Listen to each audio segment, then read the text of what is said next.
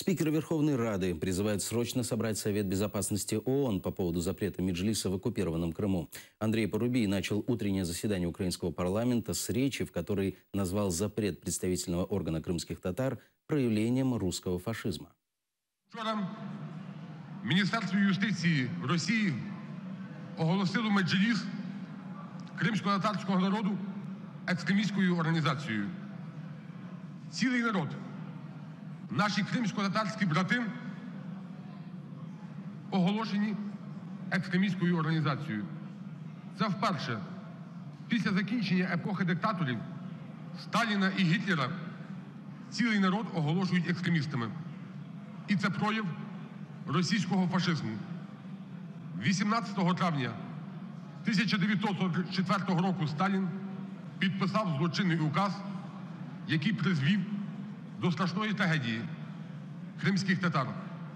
18 квітня 2016 року російська тоталітарна влада забороняє Меджліс.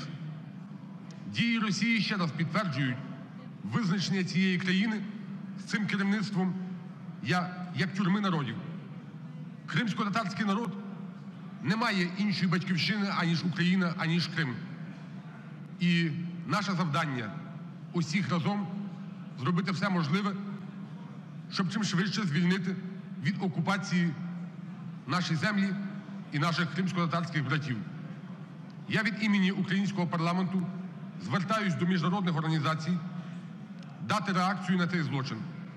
Звертаюся до українського МЗС з проханням розглянути можливість термінового скликання Ради безпеки ООН з цього питання.